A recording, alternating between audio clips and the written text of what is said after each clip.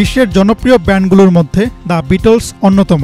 প্রয়াত guitarist George Harrison বিটলসের শুরুর দিনগুলোতে যে ইলেকট্রনিক গিটারটি বাজিয়েছিলেন সেটি আগামী নভেম্বর মাসে একটি নিলামে তোলা হবে।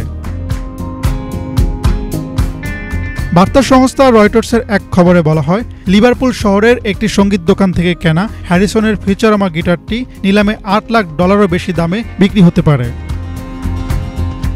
হ্যারিসন 1960-এর দশকের শুরুর দিকে ফিউচারমা গিটারটি বাজিয়েছিলেন যখন দ্য বিটলস ব্যান্ডটি কেভার্ন ক্লাবে পারফর্ম করত।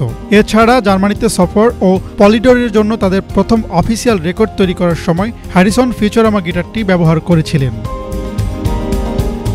নিলামকারী প্রতিষ্ঠান বলছে, সানবাস্ট ফিনিশ সহ ফিউচারমা গিটারটি ছিল হ্যারিসনের সবচেয়ে বেশি বাজানো গিটারগুলোর একটি। তারা এটিকে ঐতিহাসিক বিটলস গিটারগুলোর অন্যতম পবিত্র গ্রেইল বলে অভিহিত করেছে এবং এর মূল্য $6 লাখ থেকে $8 লাখ পর্যন্ত ছাড়িয়ে যাবে বলে আশা প্রকাশ করছে।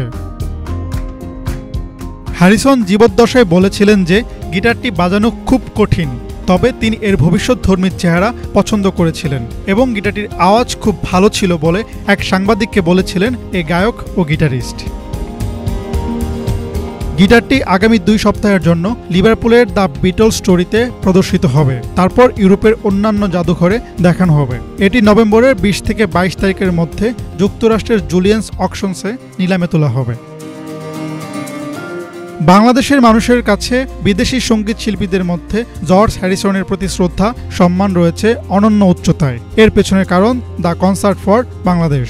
এই কনসার্টের মাধ্যমে 1971 সালে মুক্তিযুদ্ধ চলাকালে আগস্ট মাসে আমেরিকায় বাংলাদেশের জন্য অর্থ সংগ্রহ করেন এই Harrison. Hasnat Jubayer, Banglavision news desk.